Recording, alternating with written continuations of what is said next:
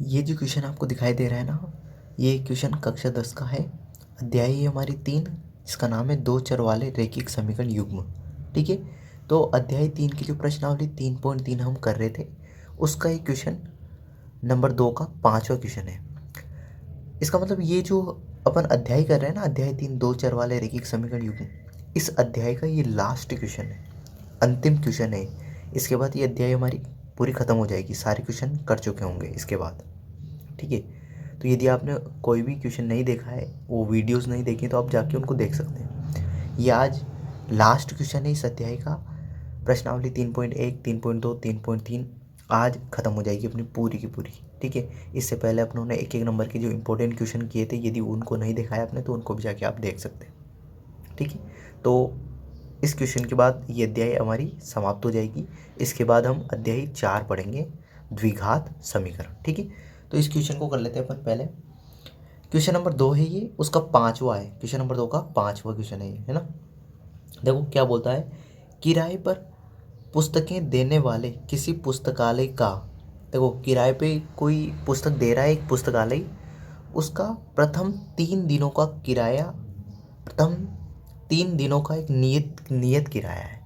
मतलब वो 3 दिनों तक किसी को बुक देता है ना, तो उसके लिए फिक्स पैसे लेता है, नियत लेता है एकदम फिक्स। ठीक है, तथा उसके बाद प्रत्येक अतिरिक्त दिन का अलग किराया लेता है। जैसे 3 दिनों तक तो उसने जैसे 10 रुपये लिए, वो ठीक है। उसके बाद जैसे चौथे दिन अपन अपने पास बुक रखेंगे, तो उसके बाद वो अतिरिक्त अलग किराया लेगा।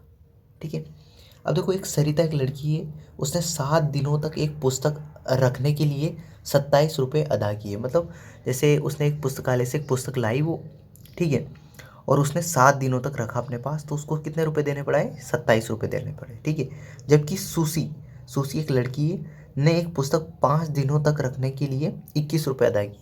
बस उसने पुस्तकालय से एक पुस्तक लाई वो, और उसने 5 दिनों तक रखा, और उसके लिए कितने रुपए दिए, 21 रुपये दिए। तो नियत किराया और प्रत्येक अतिरिक्त दिन का किराया अपनों को ज्ञात करना है। ठीक है, तो करते हैं इसको। बहुत सिंपल है, कोई हार्ड नहीं है। देखो जो बोला गया ना वो करते जाते हैं।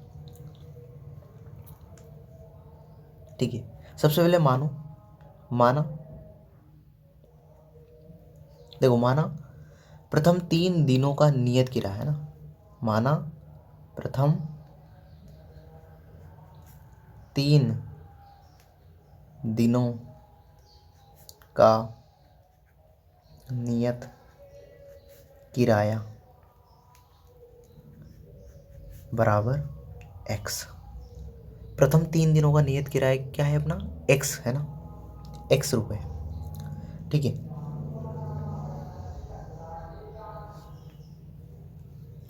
प्रथम 3 दिनों का नियत किराया क्या है, x रुपये है, तथा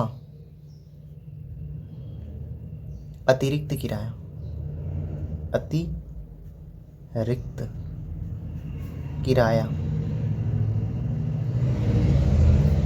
बराबर y रुपये। ठीक है, जो प्रतिदिन का जो अतिरिक्त किराया है वो कितना है अपने मान लिया y रुपये। ठीक है, अब देखो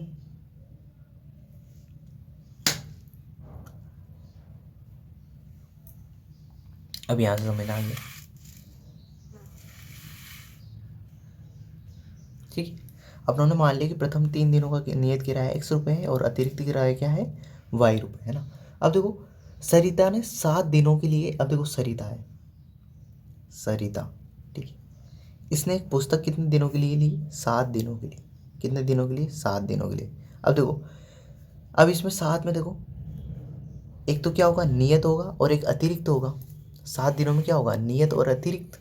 ठीक है, अब देखो 3 दिनों का नियत किराया तो क्या है, x, तो इसमें से 3 दिन और इधर क्या बच जाएंगे, 4 दिन। देखो 3 दिनों का तो नियत है, तो बची कितने, 4।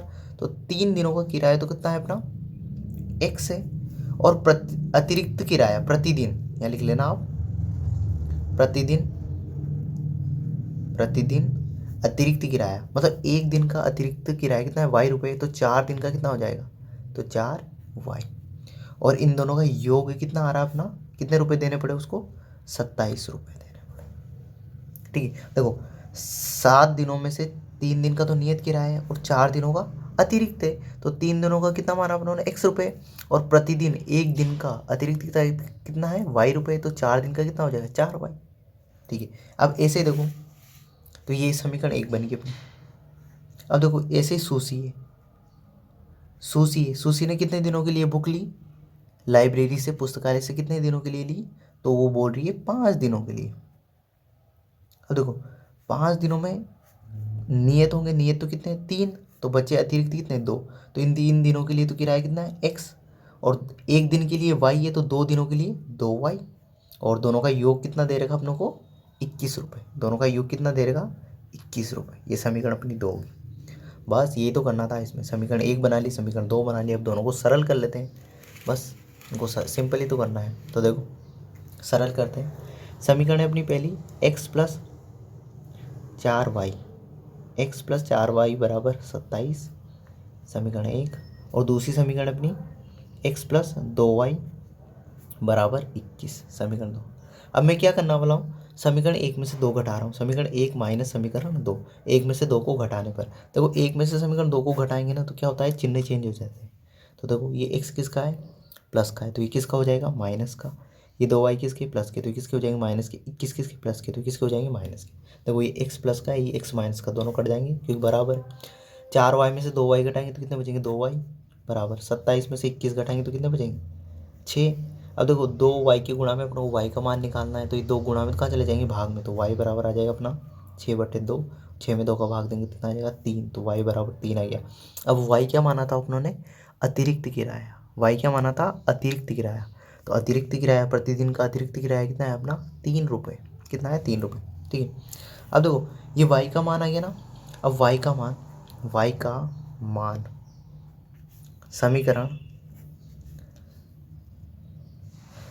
1 या 2 किसी में भी रखने पर, किसी में भी रखने पर, आप किसी में भी रख दो कोई फ़र्क नहीं पड़ेगा, किसी में भी रखने पर। y का मान समीकरण 1 या 2 किसी में भी रखने पर, कोई सी में भी रख दो कोई फ़र्क नहीं पड़ेगा। मैं समीकरण 1 में रख देता हूँ। देखो x प्लस 4y बराबर 27, x प्लस 4, y की जगह क्या रखूँगा 3, तो ये 3 रखा मैंने बराबर 27। x प्लस 4 को 3 से किया तो 12 बराबर 27। ये 12 प्लस के उधर जाएंगे तो किसको जाएंगे माइनस के, तो x बराबर 27 माइनस 12, और 27 में से 12 घटाएंगे तो बचेंगे 15। तो 3 दिनों का नियत किराया कितना आ गया अपना 15 रुपये। ठीक है, तो सिंपल क्वेश्चन था, कोई हार्ड नहीं था। आई होप आपको पूरा समझ में आया होगा ही, है ना। तो एक बार और इसको समीकरण को वापस देख लेते हैं अपन, है ना। देखो समीकरण कैसे बनी थी अपनी। ये क्वेश्चन था अपना कि किराए पे पुस्तकें देने वाला किसी पुस्तकालय, एक लाइब्रेरी है, पुस्तकालय मतलब लाइब्रेरी है, उसका प्रथम 3 दिनों का किराया तो क्या है फिक्स है, नियत कर रखा है। और उसके बाद जैसे चौथे दिन भी अपने पास ही अपन बुक रखेंगे तो उसके लिए अतिरिक्त किराया लगेगा अपना। 5वें दिन भी रखेंगे तो अतिरिक्त किराया लगेगा। 3 दिनों का तो फिक्स है, 3 दिनों तक रखी तो कोई अपनों को फिक्स देने ना, वो तो देने ही है। और उसके बाद भी अपनों ने रखा तो अतिरिक्त किराया लगेगा। ठीक है, अब सरिता 7 दिनों के लिए रखती है, तो 7 दिनों में देखो 7 में 3 दिन तो नियत हो जाएंगे और 4 दिन क्या हो जाएंगे अतिरिक्त। तो 3 दिनों का, अब देखो 3 दिनों का तो फिक्स है, अपनों ने मान रखा x है तो x है, और प्रतिदिन अतिरिक्त किराया कितना है y रुपये। ये प्रतिदिन अतिरिक्त किराया मतलब एक दिन का अतिरिक्त किराया कितना है y रुपये। तो अपने अतिरिक्त दिन कितने हो रहे हैं 4, तो 4 को y से गुणा करें तो 4y हो जाएगा, क्योंकि एक दिन का अतिरिक्त किराया कितना है y रुपये, तो 4 दिन का कितना हो जाएगा 4y, और दोनों को जोड़ेंगे तो 27 दे रखा अपनों को। 7 दिनों के लिए कुल किराया कितना देना पड़ा उसको 27 रुपये। ऐसे ही सूसी है, अब सूसी ने 5 दिनों के लिए बुक को रखा, तो 5 में 3 तो नियत हो जाएंगे, तो नियत अपना x है, और अतिरिक्त कितने हो जाएंगे 2। एक अतिरिक्त दिन के लिए y रुपये लग रहे हैं, तो 2 अतिरिक्त दिन के लिए 2y हो जाएंगे, और दोनों का योग कितना होगा 21 रुपये, क्योंकि 5 दिनों के लिए उसको कितने रुपये देने पड़े 21। अब दोनों समीकरणों को अपनों ने अच्छे से सोल्व कर लिया, तो x और y का मान हमारा आ गया है। ठीक, तो आई होप ये क्वेश्चन पूरा आपको समझ में आया होगा। इस वीडियो के लिए इतना ही, अगले वीडियो में अगली अध्याय में मिलेंगे, क्योंकि ये अध्याय हमारी आज ख़त्म हो चुकी है। आई होप मैंने आपको पूरी अध्याय अच्छे से समझाई होगी। ठीक है, तो अगले अध्याय में मिलते हैं। Thank you, bye.